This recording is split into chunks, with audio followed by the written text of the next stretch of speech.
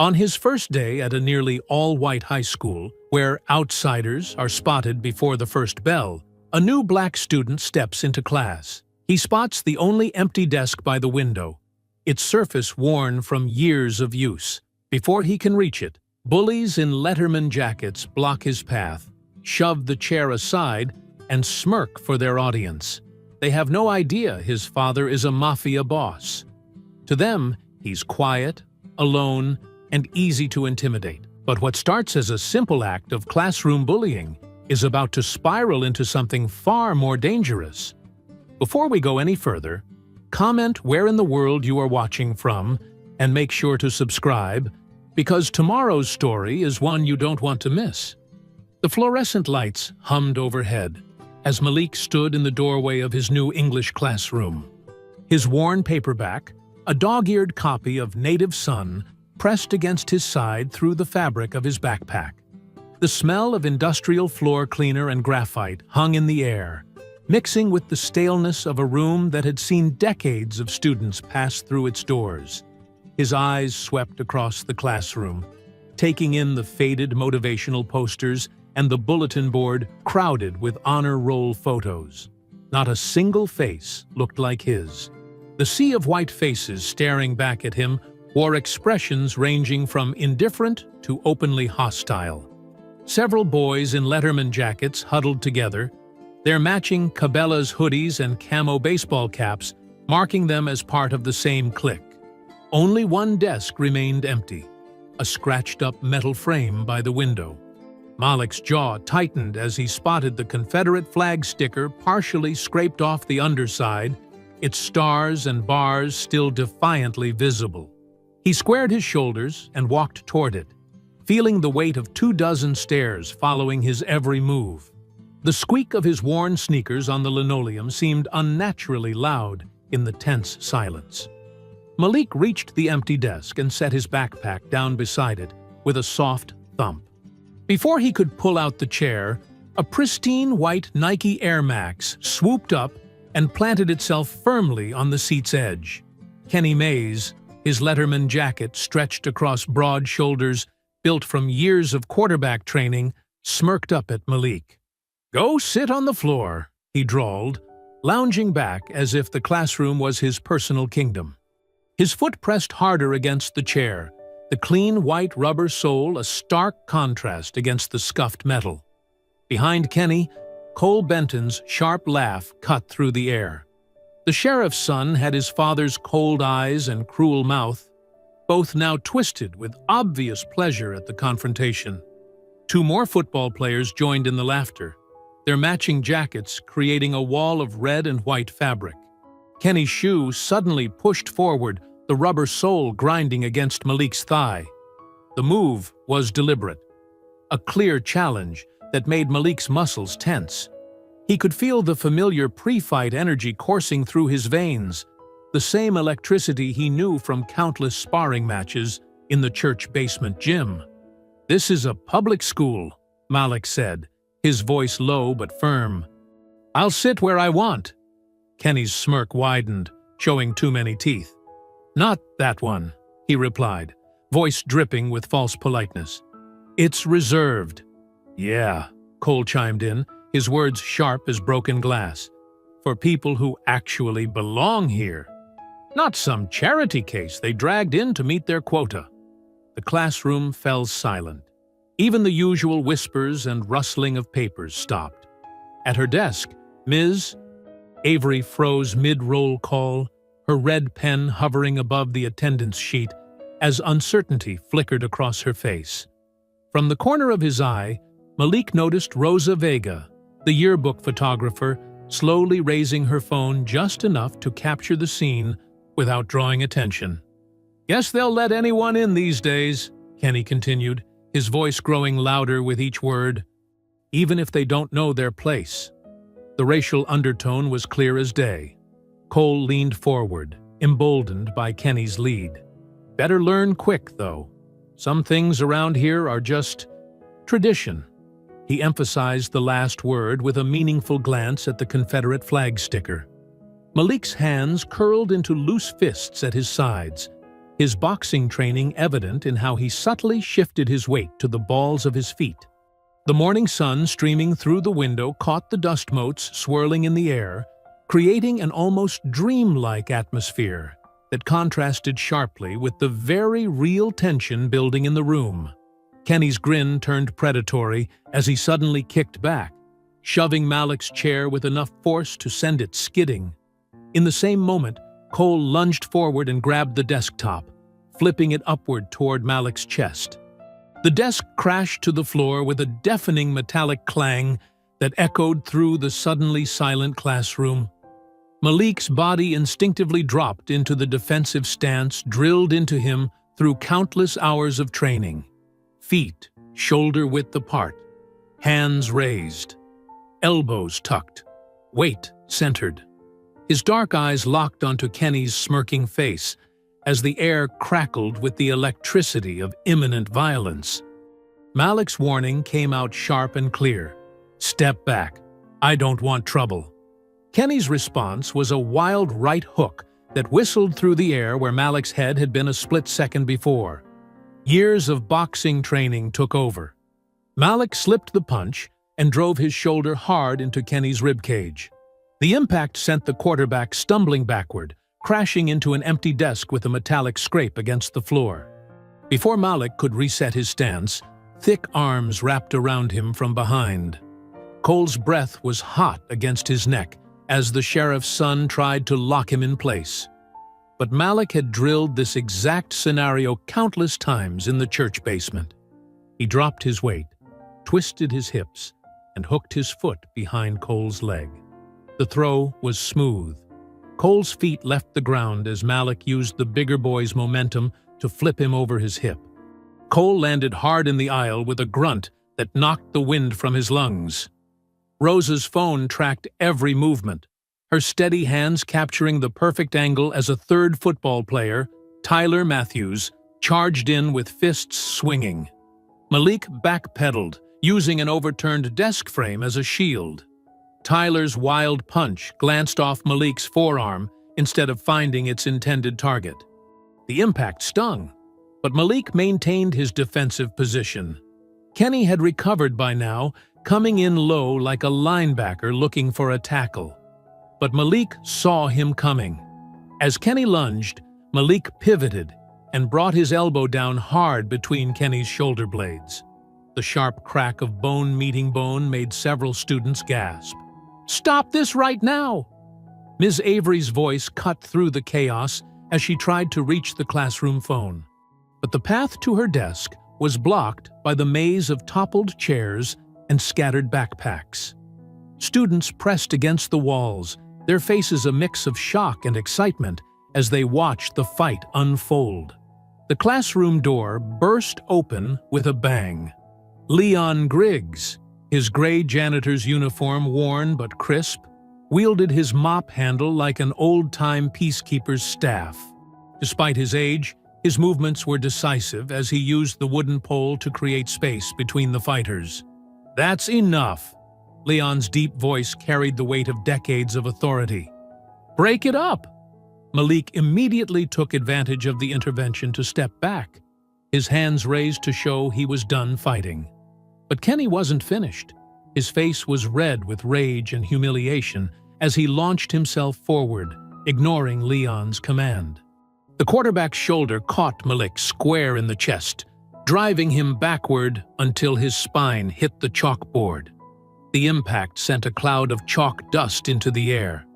The metallic taste of blood filled Malik's mouth where his teeth had caught his inner cheek. He wiped his lips with the back of his hand, leaving a crimson streak across his skin. Kenny drew back his fist for another blow, but Malik was faster. His palm shot out in a perfect strike, catching Kenny dead center in the chest. The force sent the quarterback reeling backward into the classroom bookshelf. Paperback novels and textbooks rained down around Kenny as he struggled to keep his feet. The room had devolved into complete disorder. Chairs lay on their sides like fallen soldiers. Loose papers covered the floor like fresh snow.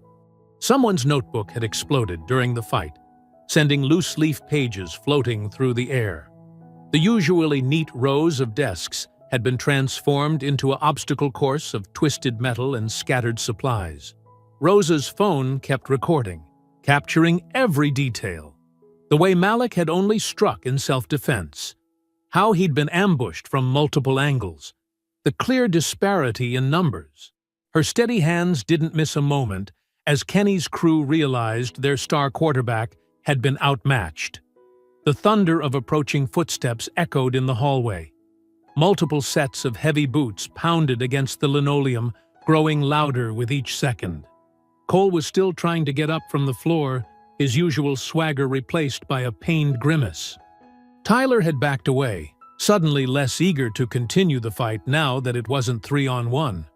Kenny leaned against the bookshelf, one hand pressed against his chest where Malik's strike had landed, his face a mask of shocked disbelief.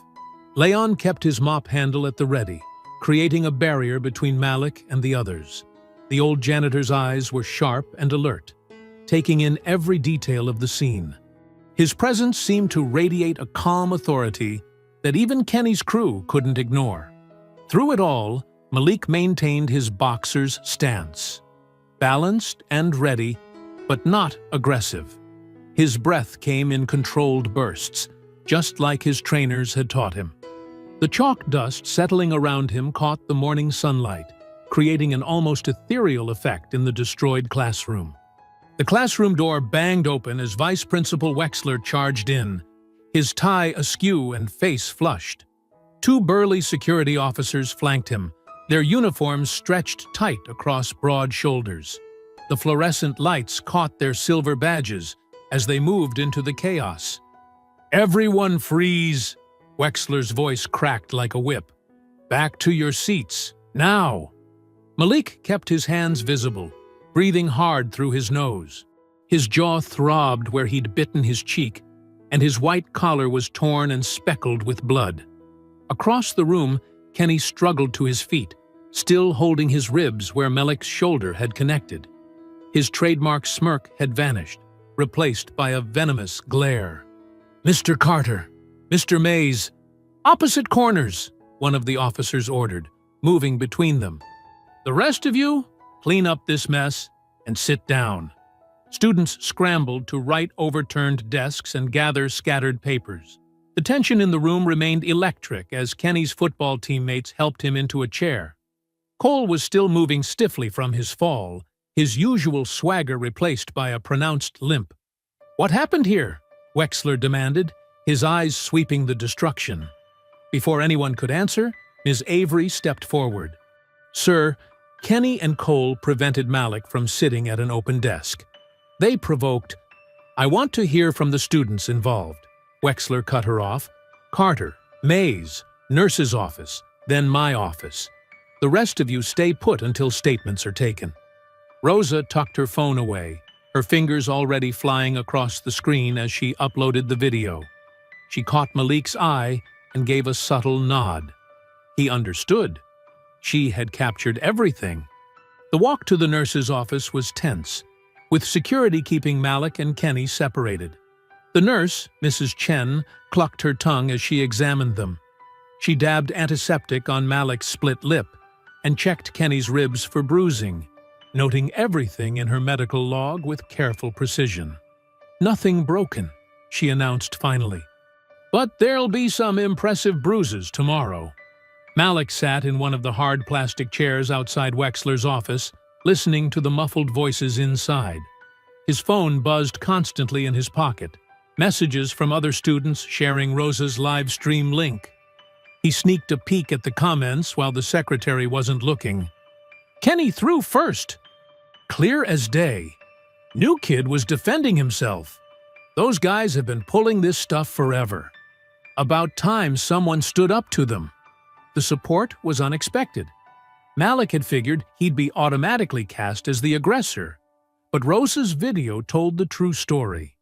Every angle showed him trying to de-escalate until he had no choice but to defend himself.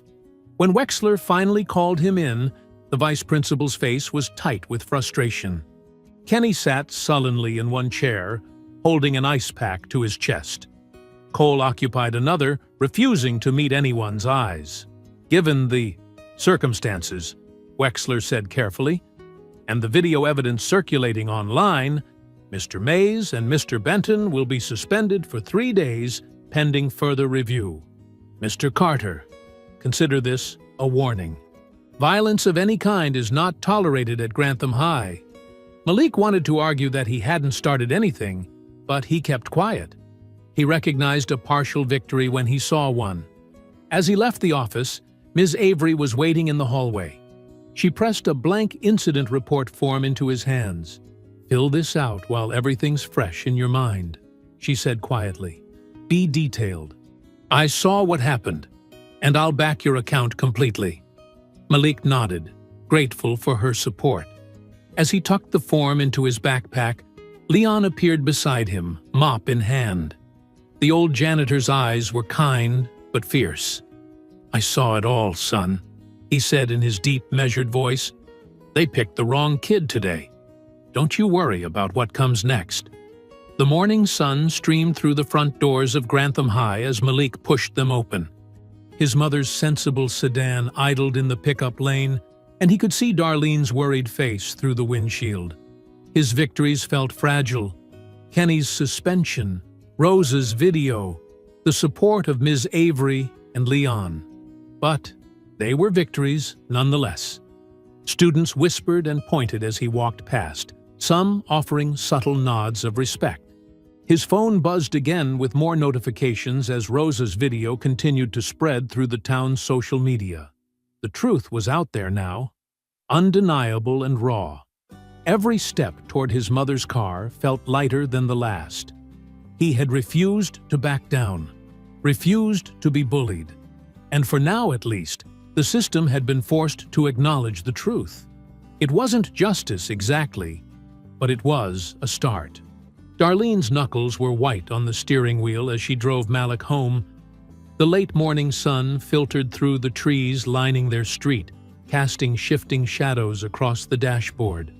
"I understand why you fought back," she said, breaking the tense silence.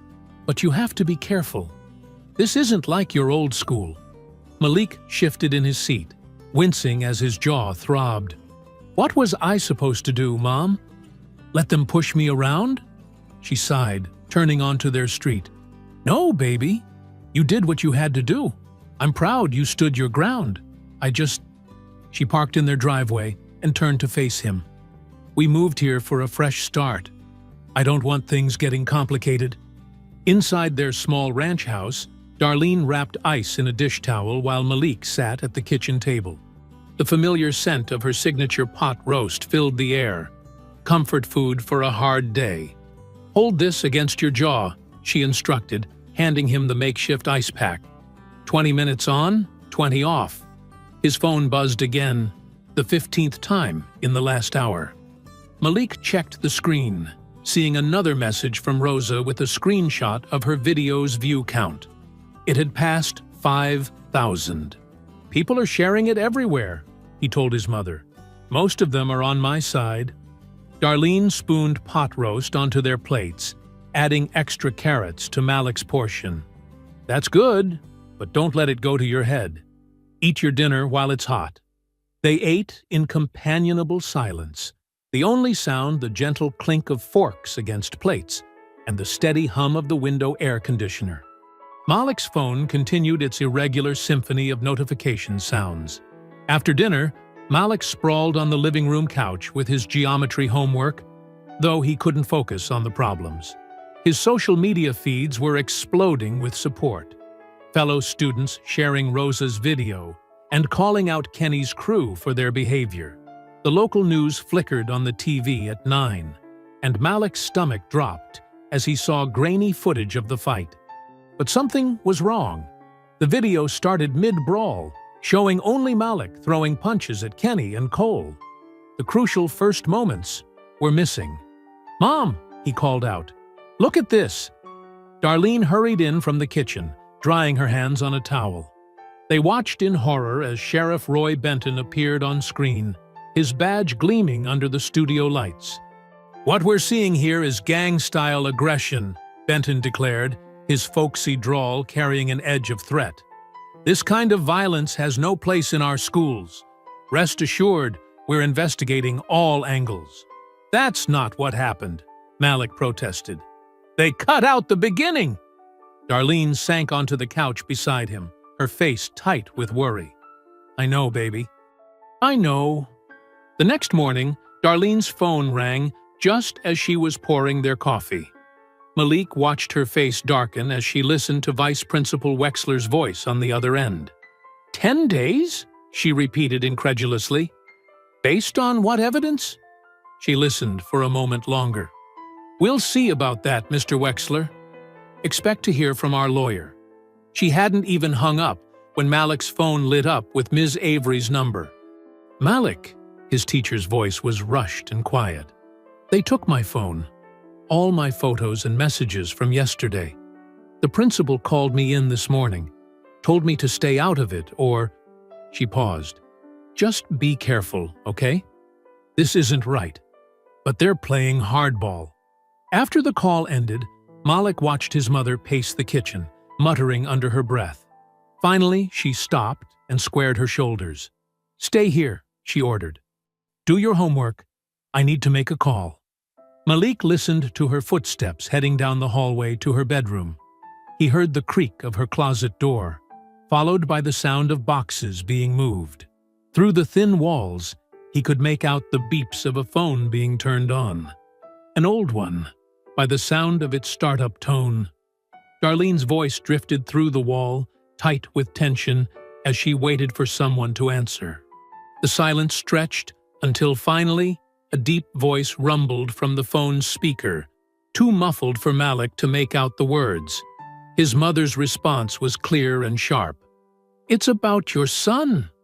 The black sedan glided down the quiet street like a shark through dark water, its engine barely more than a whisper. Under the yellow glow of streetlights, the car's pristine surface reflected the modest houses of their neighborhood. It pulled to a stop in front of Malik's home with practiced precision. Malik stood at his bedroom window, heart pounding as he watched a tall figure emerge from the back seat. Even in the dim light, there was no mistaking Giovanni Vitale's commanding presence. His charcoal suit looked like it cost more than their monthly rent, each movement deliberate and controlled as he straightened his silk tie. "Mom," Malik called out, his voice cracking slightly. "He's here." Darlene appeared beside him, wringing her hands in her apron. "I know, baby. I know this isn't ideal, but—" The doorbell chimed, cutting through the tense silence. Malik followed his mother to the front door, hanging back as she opened it. The porch light illuminated Gio's face, older than Malik remembered, with deep lines around his eyes and silver threading through his dark hair. But his eyes were the same. Sharp, calculating, missing nothing. "Darlene," Gio nodded politely, then fixed his gaze on Malik. "Son." That single word hung in the air between them, heavy with 7 years of absence. Malik crossed his arms, studying the father he hadn't seen since he was 10. "Why are you here?" "May I come in?" Gio asked, directing the question to Darlene. She stepped aside, allowing him to enter their modest living room. His presence seemed to fill the space, making their furniture look smaller, shabbier. "I saw the footage," Gio said, turning to face Malik.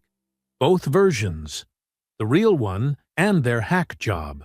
His voice carried a hint of an accent, smooth as aged whiskey. "You handled yourself well. Clean defense, controlled strikes. Where did you learn to fight like that?" "Church basement gym," Malik answered stiffly. "Father Mike teaches boxing." A ghost of a smile touched Gio's lips. "Good man, teaching you control. You won that fight. Now we make it stick." Darlene stepped forward. "Malik, I know this is complicated, but Sheriff Benton has too much power here. He's trying to paint you as some kind of thug, and the school board is falling in line." She looked at Gio. "Your father has resources, connections. He can help make sure the truth comes out." "Through what? Threats? Bribes?" Malik challenged, meeting Gio's steady gaze. "I won't be part of that." "There are many ways to fight corruption," Gio replied calmly. "Some require muscle, others money.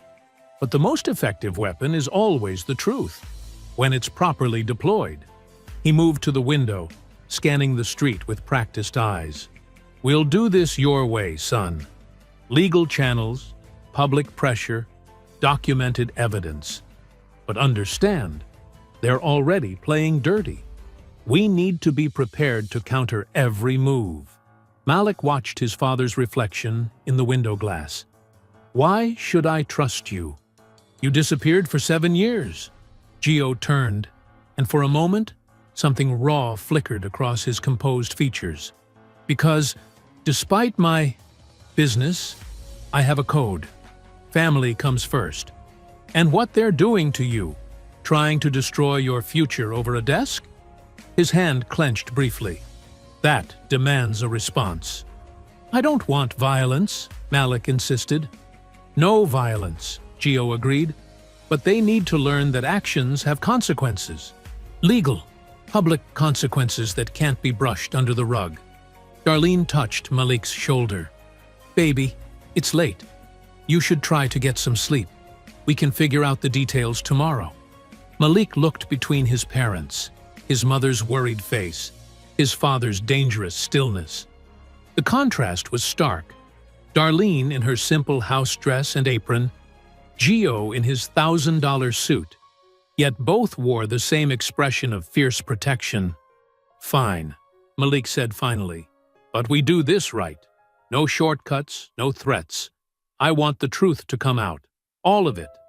The truth will be your shield," Gio promised. "And their noose." As Malik headed down the hallway to his room, he heard his parents speaking in low voices. He paused at his door, looking back. Gio stood at the living room window, his silhouette sharp against the glass. His father's stillness reminded Malik of the moments before a boxing match. That dangerous calm before explosive action. Through the partially open door, he watched Gio scan the darkness outside with the practiced eyes of a predator, one hand resting lightly on the window frame. In the glass reflection, Malik could see his father's expression, cold, focused, promising silent retribution to anyone who would dare harm his son. The morning sun streamed through the kitchen windows as Malik spread his notebooks across the breakfast table. His mother had made French toast, but it sat barely touched as he outlined his plan to Gio, who listened intently while sipping black coffee. "First, we file Freedom of Information requests," Malik explained, tapping his pen against the paper. "For the security footage, incident reports, everything. They can't legally hide that stuff." Gio set down his coffee cup with careful precision. "Legal channels are slow, son. While we wait, they'll be busy building their story. Then we get the parents involved," Malik continued. "Rosa says her live stream had hundreds of comments supporting me.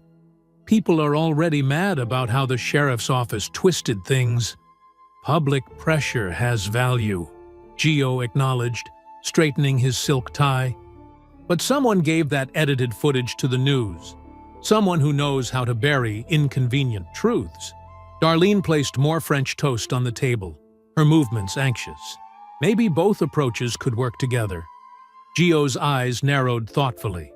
The person who doctored that video, they'll have connections, patterns. One conversation with them could save weeks of paperwork. "You mean threaten them?" Malik said flatly. "I mean persuade them to reconsider their loyalty to Sheriff Benton," Gio corrected.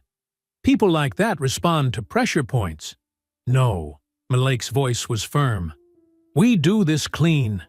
If we fight dirty, we're no better than them." A small smile touched Gio's lips.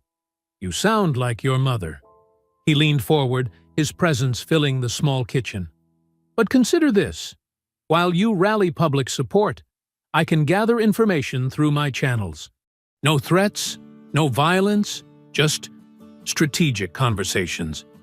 Malik studied his father's face, searching for deception.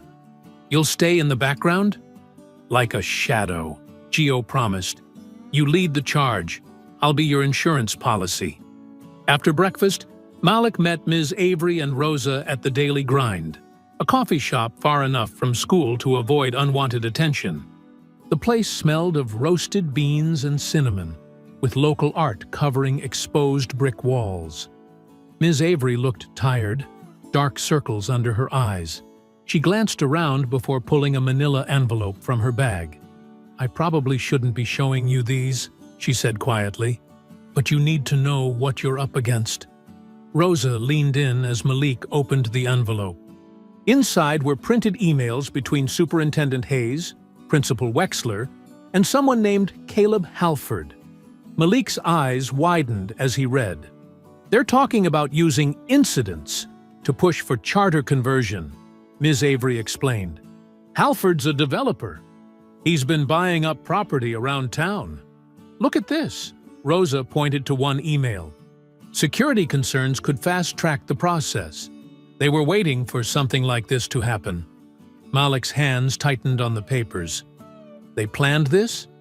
Maybe not specifically, Ms. Avery said, but they were ready to use whatever happened. The bell above the shop door chimed.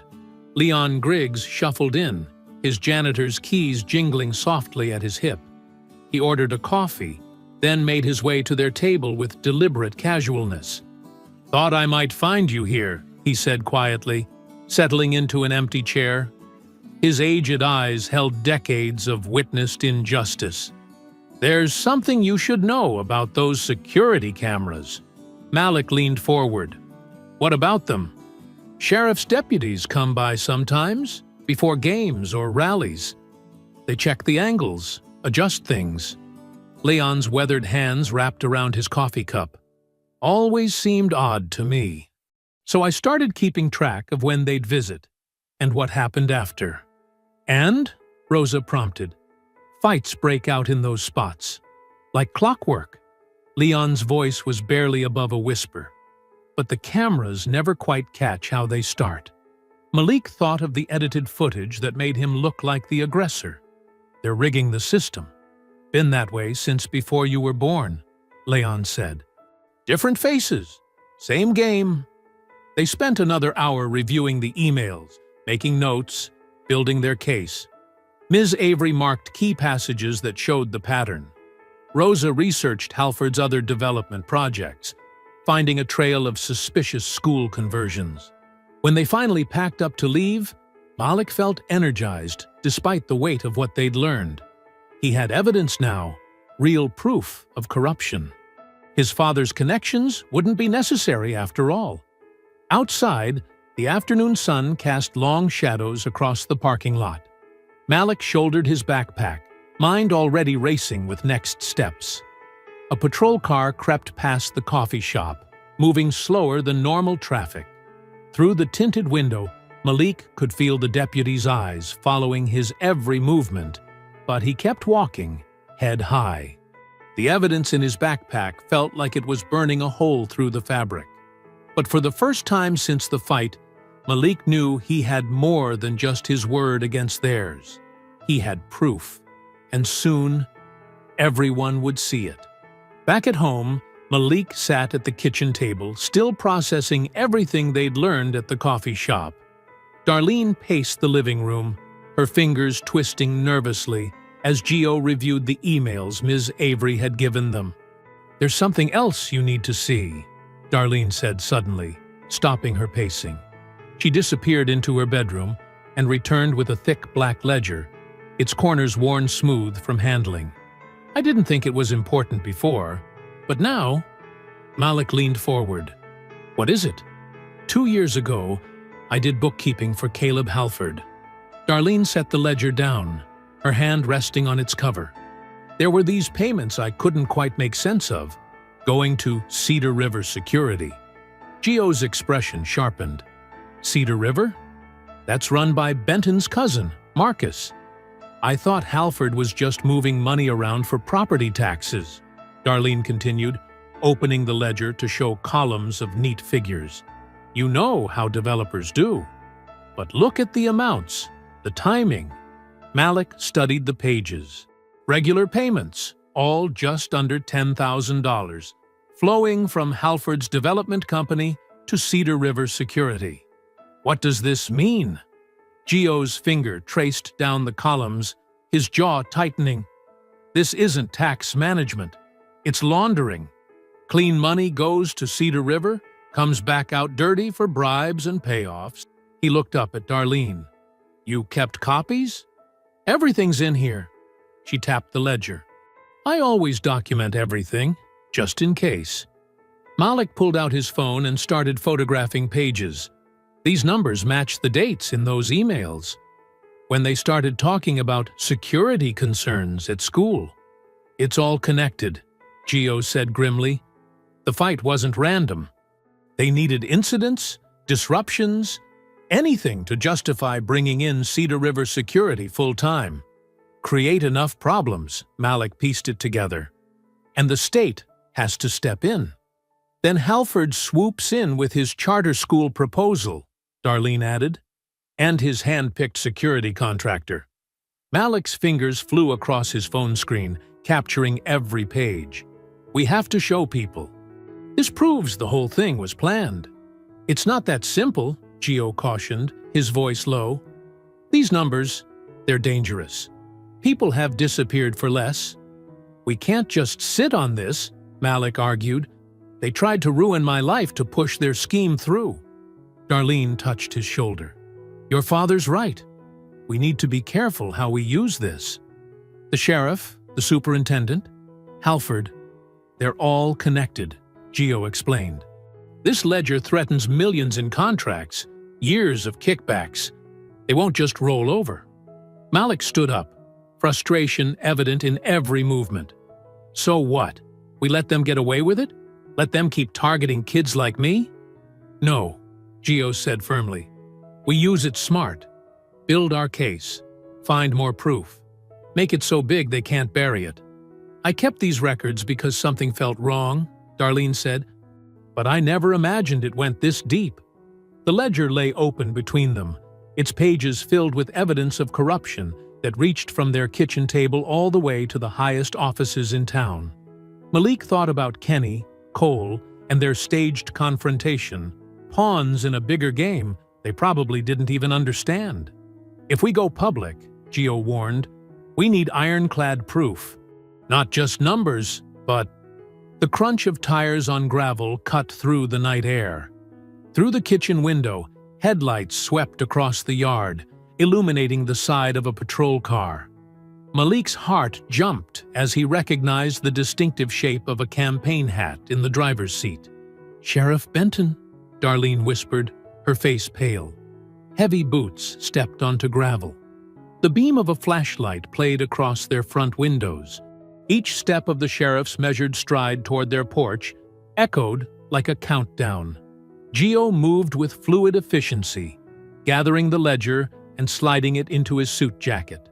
Malik quickly deleted the photos from his phone's main gallery, backing them up to a private cloud folder instead. Darlene straightened the kitchen, making it look like any normal family evening. The porch boards creaked under the sheriff's weight. His shadow fell across their welcome mat, dark and imposing. They could see his silhouette through the frosted glass of their front door, hand raised to knock. Sheriff Benton's knock echoed through the house. When Darlene opened the door, he filled the frame, two deputies flanking him on the porch. "Evening, Ms. Carter." Benton's smile didn't reach his eyes. "Got some business with your boy." "What business?" Darlene's voice was steady, but her hands gripped the doorframe. "New evidence has come to light in the assault case." Benton adjusted his gun belt. "We're here to take Malik into custody." Malik stepped forward, his heart pounding. "What new evidence?" "The surveillance footage shows you attacking 3 students without provocation." Benton nodded to his deputies. "Felony assault charges have been filed." "That's a lie," Malik said. "Rosa's video shows—" "Son, put your hands behind your back." Benton reached for his cuffs. Gio moved from the shadows, his presence filling the room. "I'd like to see this warrant." Benton's eyes narrowed slightly. "And you are?" Giovanni Vitale, Malik's father. Gio's voice was calm but carried weight. I assume you have proper documentation? One deputy produced papers. Gio read them carefully while Benton watched, tension crackling between them.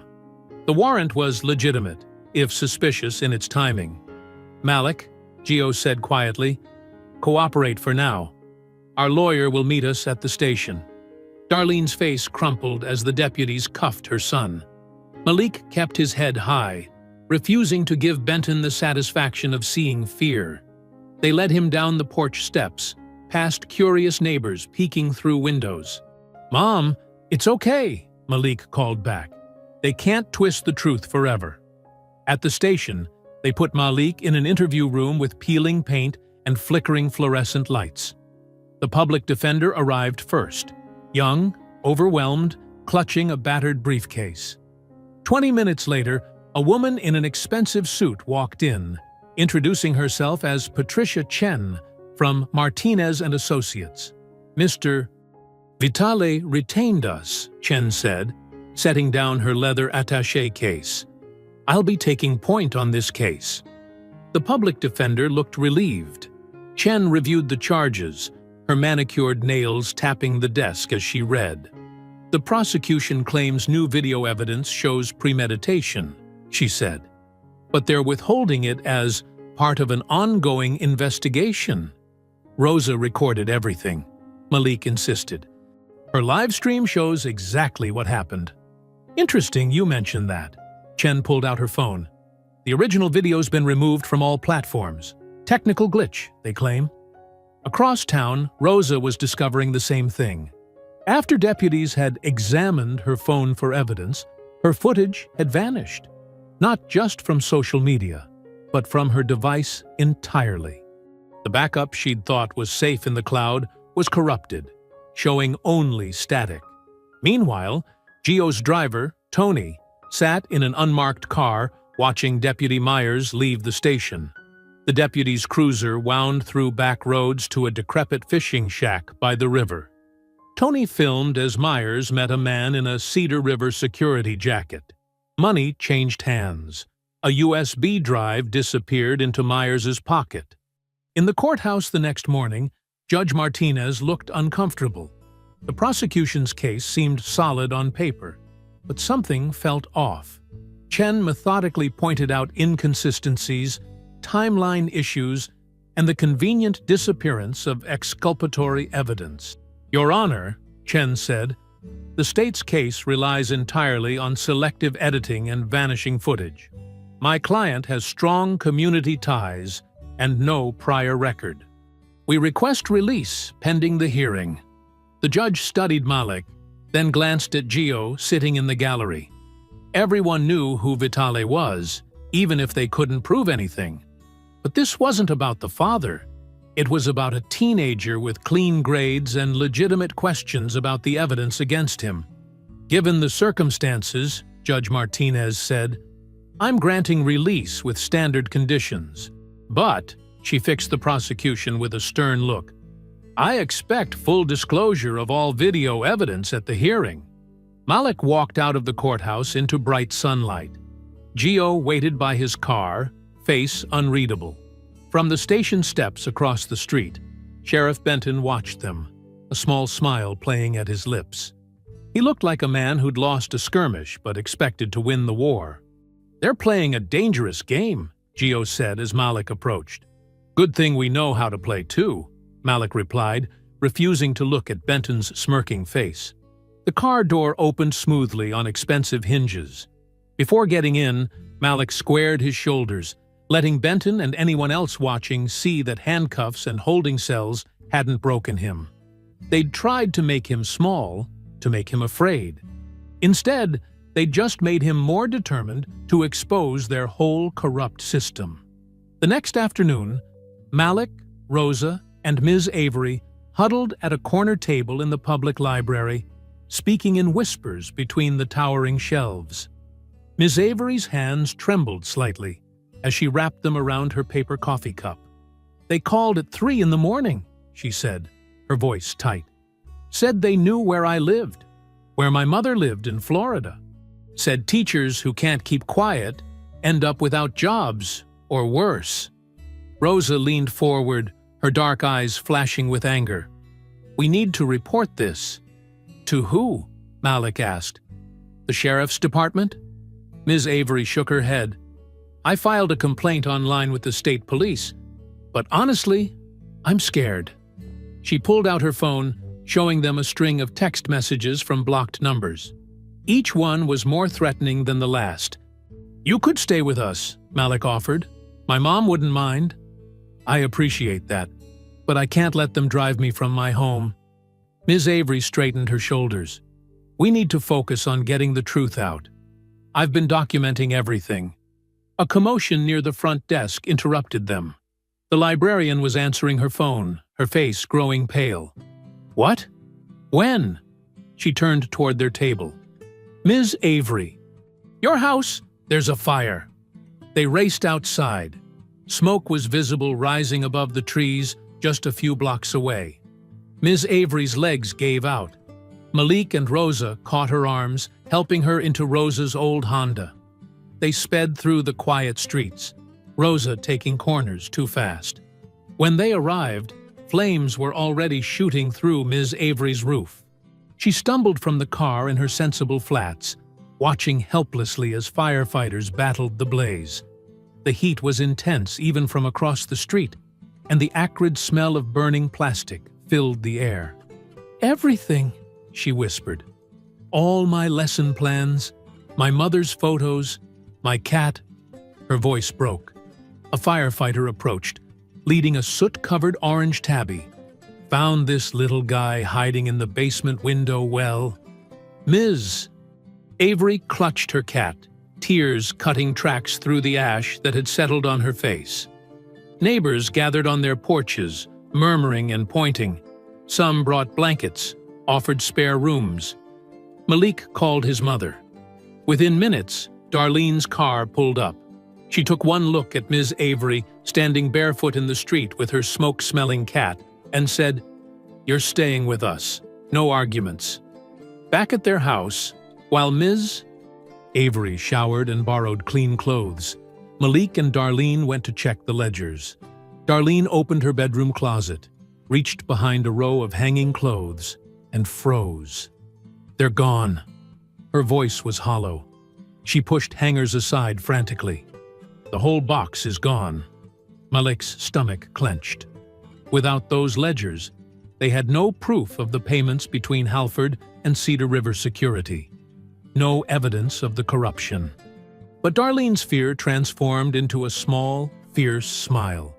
She went to her dresser, opened her jewelry box, and removed a false bottom.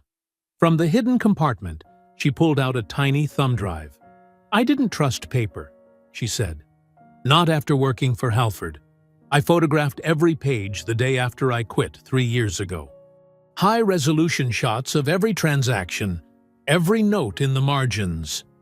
Malik took the drive, turning it over in his hands.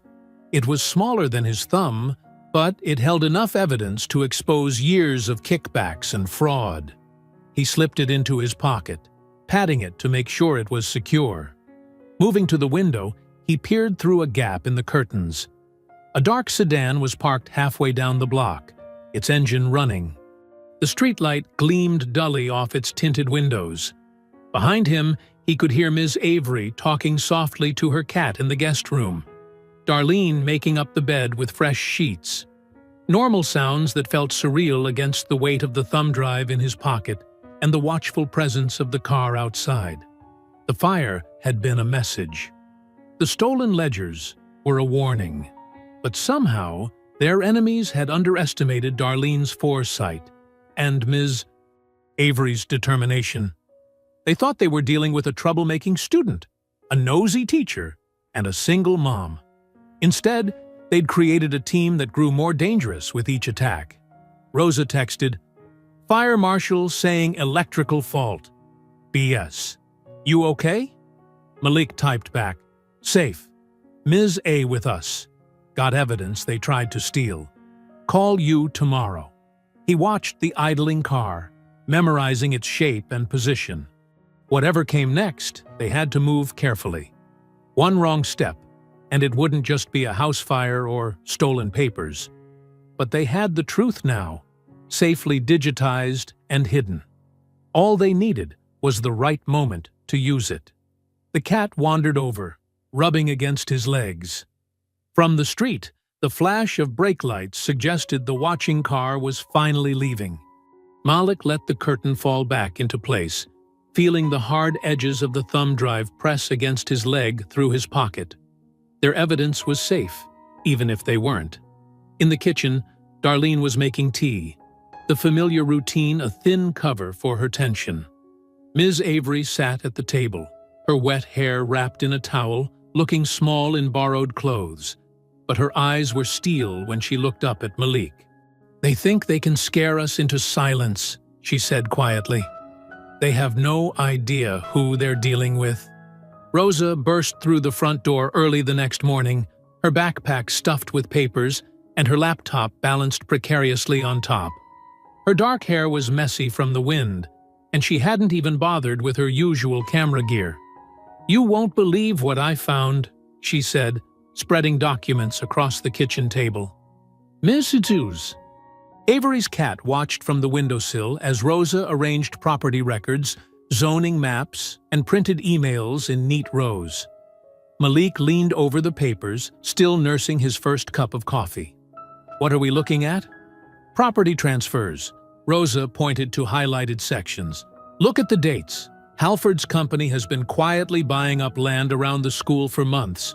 But this is the big one." She tapped a document dated just 2 weeks ago. "He's got an option to purchase the athletic fields. All of them. Football stadium, baseball diamond, track, everything." Darlene came closer, frowning. "Those fields have been school property for 50 years. They can't just sell them."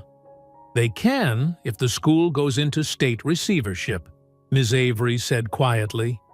She'd spent the night in their guest room and looked tired but determined in the morning light. If there's enough documented violence and instability, the state can take control. Then they can liquidate assets. Malik picked up one of the papers, studying the fine print. "The option is worth millions. Prime location, right by the river. Perfect for luxury condos," Rosa added.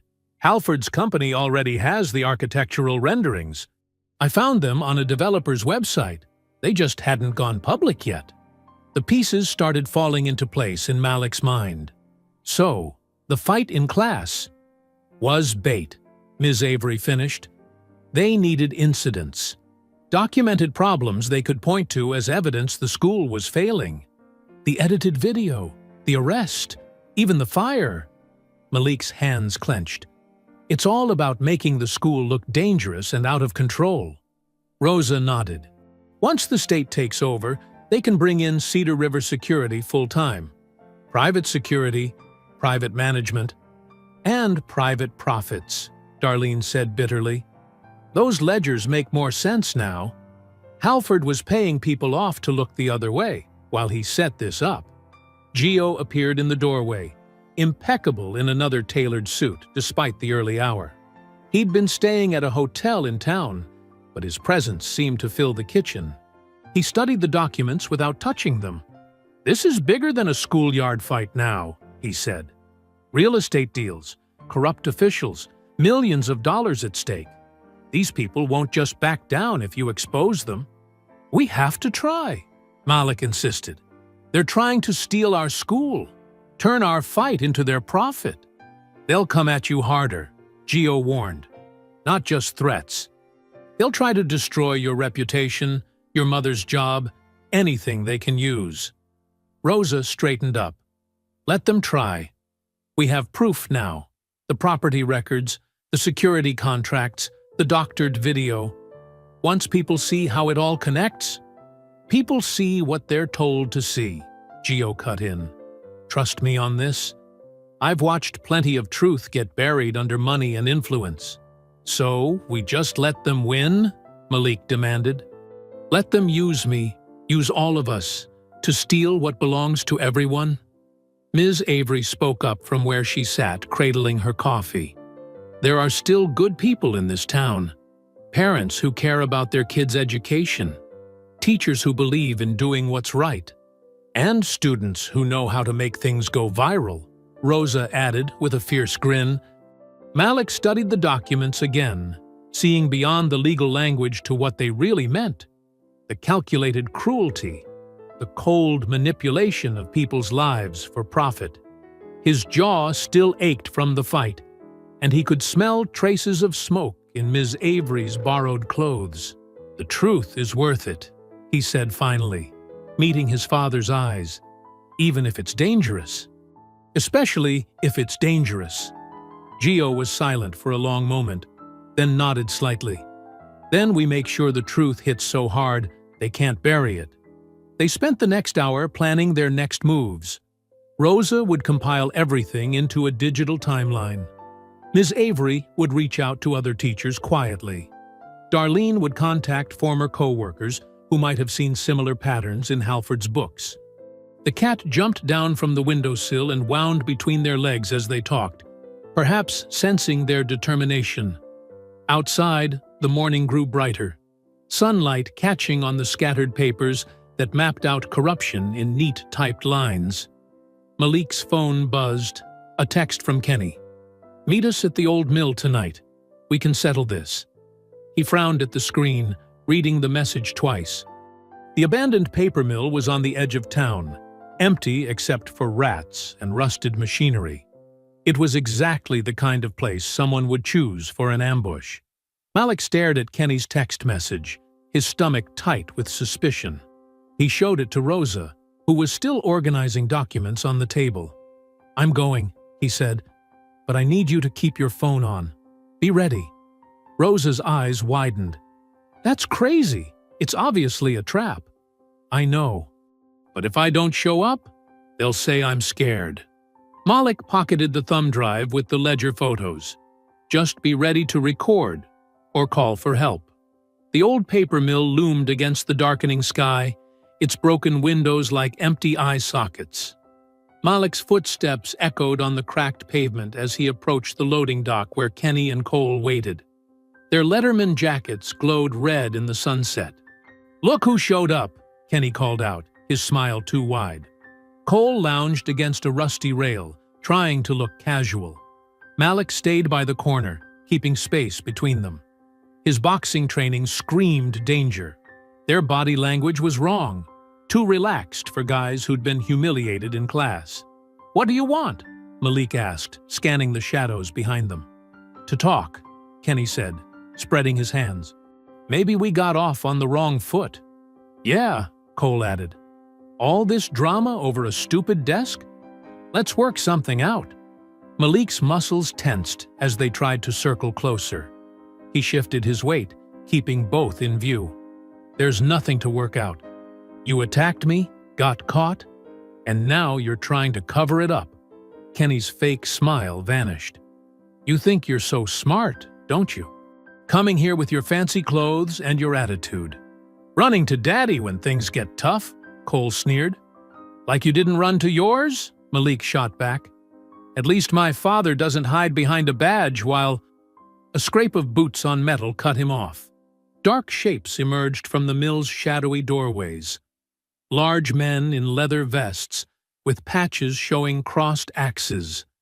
Iron Guard patches. Malik recognized them from town, the bikers Sheriff Benton used for unofficial work. "Crap," Malik muttered, backing up. He counted 5 men, all built like brick walls. Kenny's smirk turned ugly. "Not so tough now, huh?" The first biker lunged. Malik ducked the grab, driving an elbow into ribs. His boxing training took over. Slip, strike, move. He caught another with a hard right to the jaw, but there were too many. A massive arm locked around his throat from behind. Malik drove his heel down, broke free, but took a crushing blow to his ribs. He staggered, gasping. 2 more grabbed his arms. Pain exploded in his shoulder as they wrenched it back. A fist like a hammer smashed into his stomach. Another cracked across his jaw. Through blurring vision, he saw Kenny and Cole watching. their faces lit with mean satisfaction. Then the night erupted in new violence.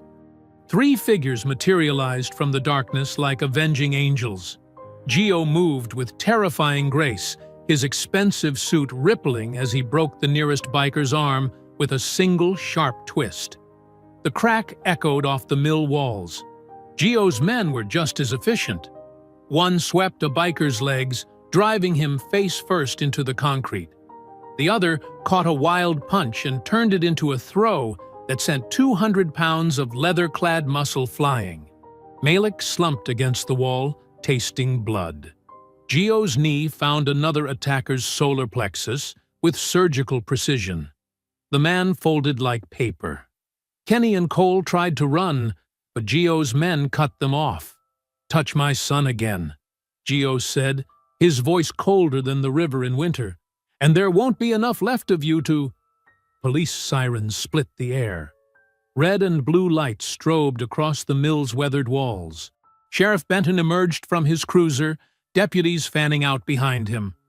"Well, well," Benton drawled, taking in the scene with obvious satisfaction. "Looks like we caught ourselves a mobster threatening minors." "They jumped my son," Gio said quietly. "That's not how these fine citizens tell it." Benton nodded to the bikers picking themselves up. "They say you came here looking for trouble, making threats." Deputies moved in with handcuffs. Gio didn't resist, but his eyes found Malik's. A silent message passed between them. "Stay strong, stay smart.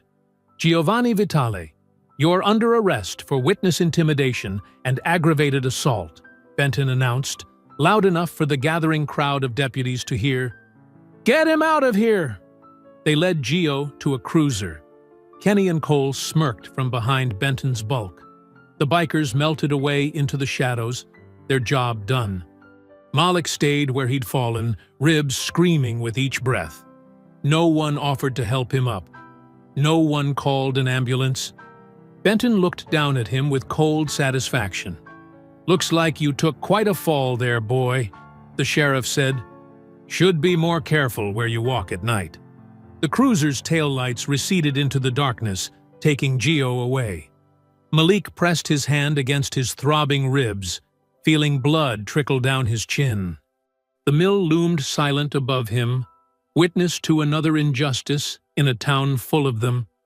Malik winced as Darlene pressed the cold washcloth against his swollen jaw. They sat at their kitchen table, the first aid kit spread out between them. Every breath sent sharp pains through his ribs. "Hold still," Darlene said, dabbing antiseptic on a cut above his eye. Her hands trembled slightly. "These could have used stitches." "I'm okay, Mom." Malik tried to smile, but stopped when it hurt too much. Rosa sat across from them, her phone propped against a coffee mug. She pressed play, and Kenny's voice filled the kitchen. "To talk. Maybe we got off on the wrong foot." The whole ambush had been captured in crystal-clear audio. The sounds of footsteps, the bikers emerging, the violence, it was all there. Even Kenny and Cole's commentary as Malik was beaten. "I hid behind the loading dock as soon as I saw you heading in," Rosa explained. "Knew something wasn't right." Darlene's jaw tightened as she listened to the recording. "Those animals," she whispered. "And that sheriff, arresting Gio instead of them. They planned it perfectly," Malik said. "Set up the trap, had the bikers ready, knew Gio would come for me." He pressed the ice pack harder against his ribs. They wanted him arrested. Now they can paint him as the violent one. A soft knock at the back door made them all jump. It was Leon, still in his janitor's uniform despite the late hour. He stepped into the kitchen, his weathered face creasing with concern when he saw Malik's injuries. "Lord have mercy," he muttered. "They worked you over good, didn't they?" Malik nodded carefully. "But we got proof this time. Rosa recorded everything." "That's good." Leon reached into his pocket. "But I got something better." Metal clinked as he set an ancient key ring on the table. Dozens of keys, large and small, hung from the main loop. "What are those for?" Rosa asked. Every door in Grantham High. Been carrying them 30 years. Leon's eyes held a fierce light. Including the records room, the one they think is locked tight. Malik leaned forward despite his aching body. What's in there? Everything, Leon said simply. Security footage going back 5 years. Incident reports, financial records. He tapped one key that looked older than the others. They don't know I kept copies when they switched to electronic locks. Too cheap to change the old mechanisms. The truth, Malik said softly. It's all just sitting there. Waiting for someone brave enough to show it, Leon agreed. Someone who won't back down, no matter how hard they hit him. Rosa was already typing on her phone. The school board meeting is next week. They always live stream it for parents who can't attend. She looked up, eyes bright. But I've got access to the AV setup. We could show everything. The unedited fight footage, the mill recording, whatever we find in those records. In front of the whole town, Malik said. With their cameras running. Darlene touched his bruised hand. Baby, are you sure? These people, they've shown what they're willing to do. That's exactly why we have to do it, Malik replied. They think they can beat us into staying quiet. But Mom, you taught me better than that. Leon nodded slowly. Your daddy's way would be to hit back harder. But sometimes the truth hits hardest of all. We'll need help, Rosa said. Ms. Avery, your mom's ledger photos, everything we can get. Malik's phone buzzed. A message from an unknown number. Your father says to be careful, it read. He can help if you need it. Malik typed back quickly. We're doing it our way. Then he looked at the others gathered around his kitchen table. First, we need to see what's in that records room. Tomorrow night, Leon said. I'll leave the side door unlocked during basketball practice. Security's always watching the gym then. Rosa held up her phone. I'll set up the live stream channel now. They'll never be able to take it down fast enough once it starts. Darlene squeezed Malik's hand. I'll get those ledger photos ready. And baby? She touched his bruised face gently. I'm proud of you. For fighting smart, instead of just fighting. Malik looked at the key ring glinting under the kitchen lights. Each key was a door, and behind those doors lay the truth about Grantham High, about Kenny, about Benton, about all of it. They'd tried to bury that truth under threats and violence, but they'd made a mistake. They'd thought Malik would break like others had before him. Instead, each blow had only made him more determined. Now he had proof, allies, and a plan. Let's get to work, he said, reaching for the keys. The gymnasium buzzed with nervous energy as parents and students filled the bleachers. Basketball championship banners hung overhead, their gold letters catching the fluorescent lights. The folding chairs on the floor were packed, forcing latecomers to stand along the walls. Security guards, not Benton's usual crew, watched from the doorways. Malik sat in the front row of the bleachers, his bruises still visible but fading to yellow-green. Rosa crouched behind her laptop at the AV station, running final checks on the video feeds. 3 cameras were positioned to catch every angle of the proceedings, and her live stream setup was already pulling in viewers. Testing, she whispered into her headset. Sound levels good? She gave Malik a thumbs up when he nodded. Ms. Avery sat 2 rows back, a manila envelope clutched in her hands. Her house still smelled of smoke, but she'd worn her best blazer tonight. The emails inside that envelope traced a web of corruption from Wexler's office straight to Halford's development company. You remember what to do if they try to cut the power? Malik asked Rosa. She patted her backup battery pack. Got 3 hours of juice right here. Plus, my phone's hotspot is ready if they kill the Wi-Fi. She grinned. They can't stop the signal. Leon moved through the crowd like a shadow, nodding to former students who'd shown up after hearing rumors something big was coming. His key ring was tucked safely in his pocket. They wouldn't need it anymore. Everything they'd found in the records room was copied and ready. Darlene touched Malik's shoulder. "Just got a text from Gio's lawyer," she whispered. "He made his call. The investigator's on his way." Malik remembered visiting his father in jail yesterday. Through the glass partition, Gio had looked perfectly composed despite his orange jumpsuit. "Sometimes," he'd said, "you don't need muscle to win. You just need the right audience." The crowd's murmur dropped as Superintendent Hayes walked in, her heels clicking on the hardwood. She took her place at the center of the board table, flanked by other members in their business suits. They looked like executives about to announce layoffs, not educators discussing children's futures. Principal Wexler hurried to whisper something in Hayes's ear. She frowned, then tapped the microphone. "Due to technical difficulties, we'll be conducting tonight's meeting without the usual video stream." Rosa's fingers flew across her keyboard. "Too late," she muttered. "We're already live. 200 viewers and climbing." Malik felt the flash drive in his pocket, heavy with truth. The unedited security footage showed everything.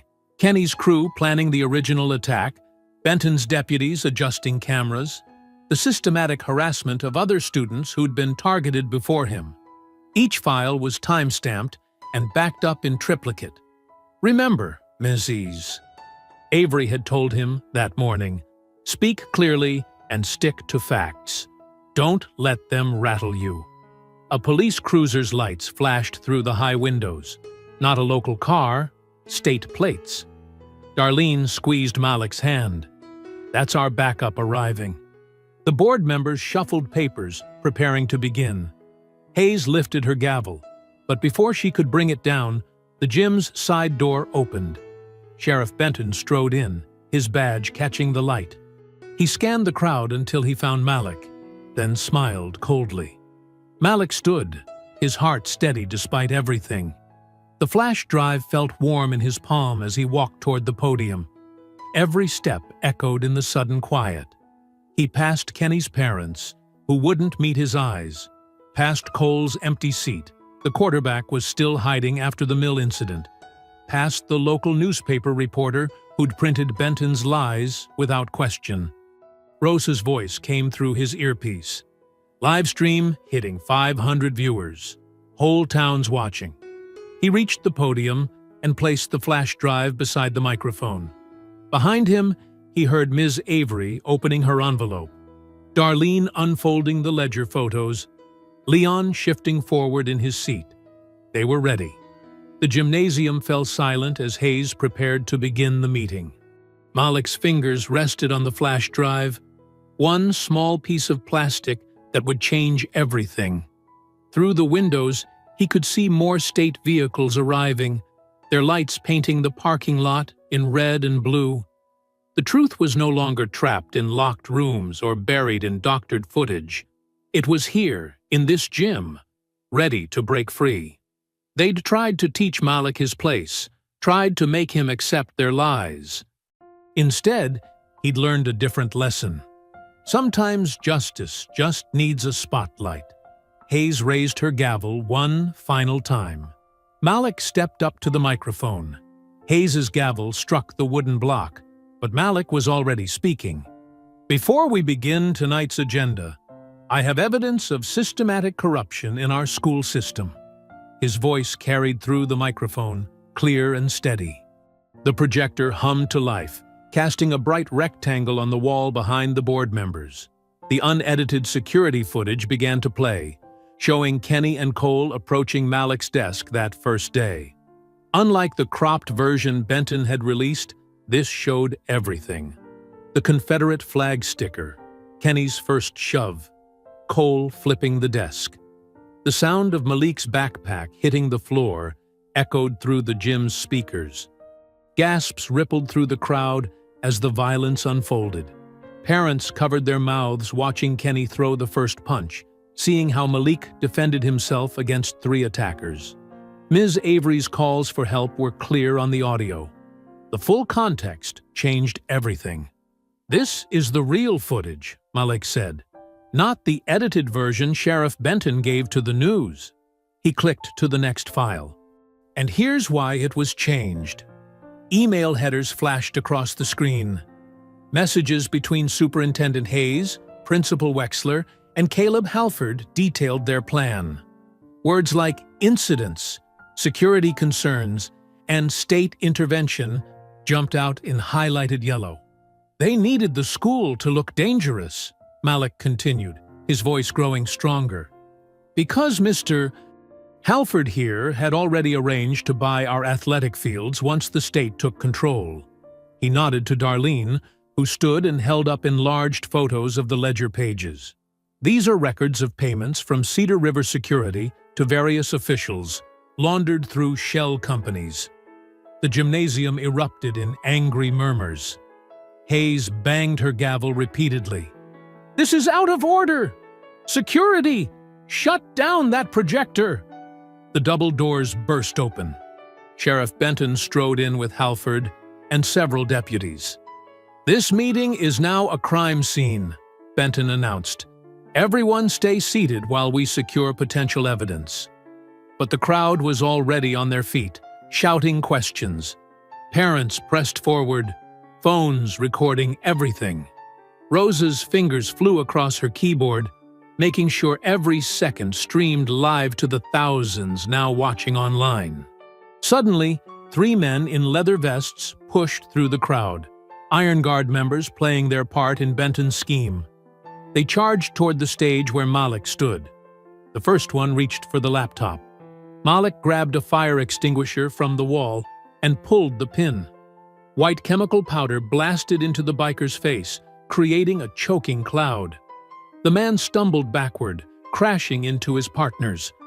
Leon appeared like a ghost in the chaos, his mop handle spinning with the skill of decades. He caught one guard in the stomach, another across the shoulders. Parents surged forward, forming a wall between the students and Benton's men. "The files are already uploaded," Rosa shouted over the noise. "You can't delete them anymore." Through the gym's windows, emergency lights painted the scene in strobing red and blue. State police vehicles squealed into the parking lot.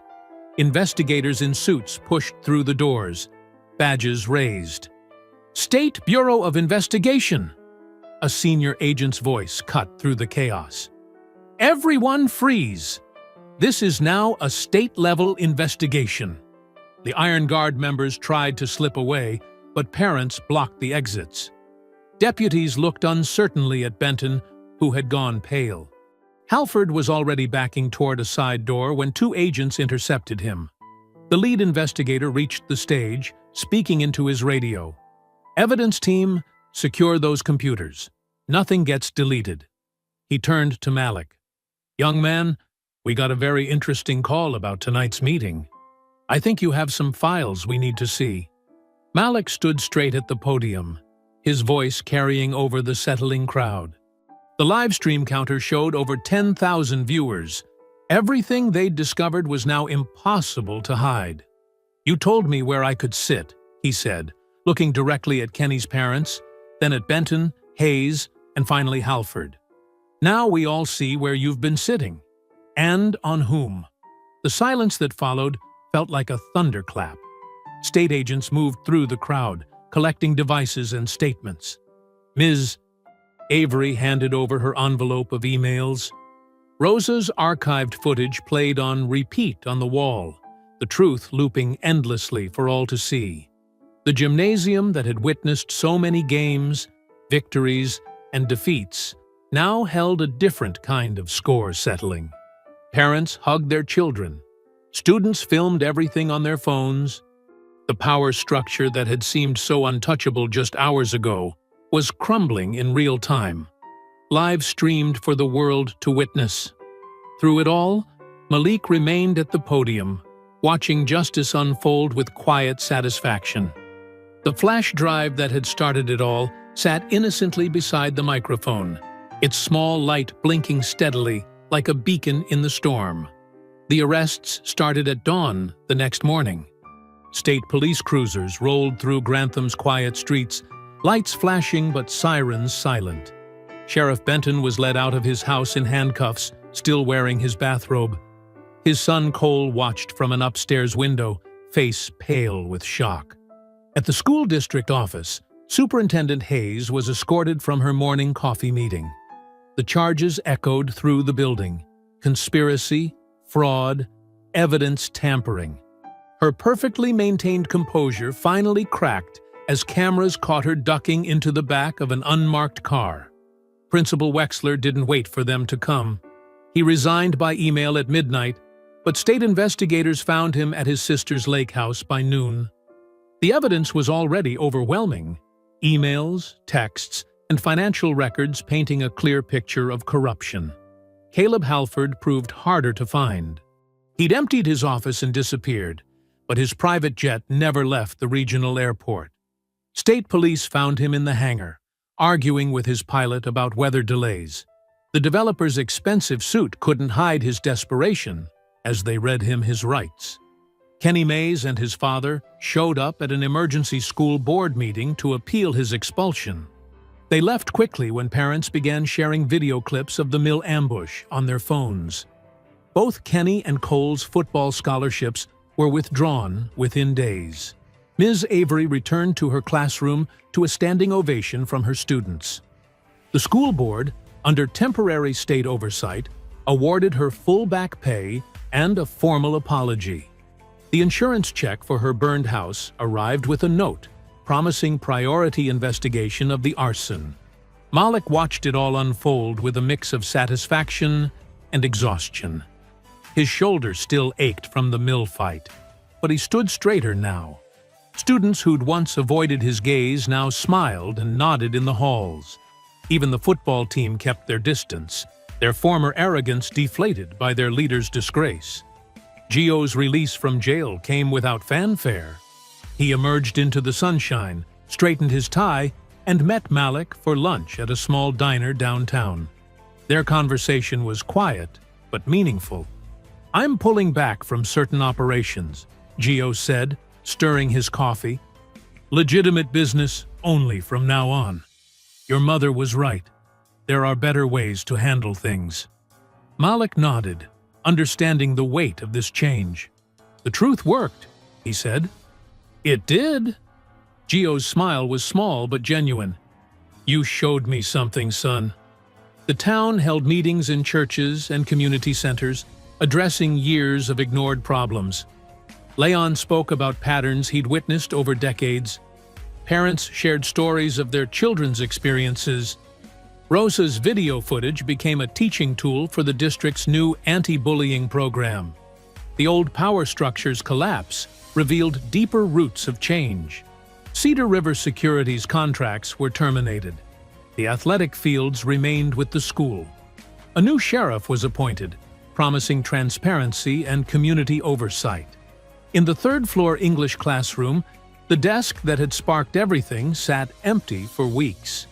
Students would glance at it during class, but no one claimed it as territory. The Confederate flag sticker was gone, replaced by fresh paint and possibility. When the new school year began, Malik arrived early on the first day.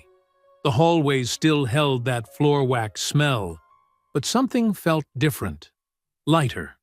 He walked into Ms. Avery's classroom and paused in the doorway, taking in the scene. New posters covered the walls, diverse authors, protest poets, voices of change. The honor roll board now showed faces of every color. Morning sunlight streamed through clean windows, making the room glow. Malik moved to the desk by the window, his steps unhurried. A small brass plate caught his eye, newly mounted on the desktop. The engraving was simple but powerful. "Open to all." He ran his fingers over the letters, feeling their permanence. Rosa came in, camera hanging around her neck as always. She chose a desk 2 spaces over, unpacking her notebook with a quiet smile. Other students filtered in, filling the room with casual chatter. No one stared or whispered when Malik sat down. Movement in the hallway drew his attention. Gio stood just outside the door, wearing one of his immaculate suits. Their eyes met briefly. His father gave a single, dignified nod. pride without possession, approval without control. Then he turned and walked away, footsteps fading into the school's morning bustle. Malik settled into his seat as Ms. Avery began taking attendance. The desk felt solid beneath his arms, no longer a symbol of division, but a simple place to learn. Through the window, he could see Grantham spreading out below the school hill, its streets and buildings bathed in new day's light. I hope you enjoyed that story. Please share it with your friends and subscribe so that you do not miss out on the next one. In the meantime, I have handpicked 2 stories for you that I think you will enjoy. Have a great day!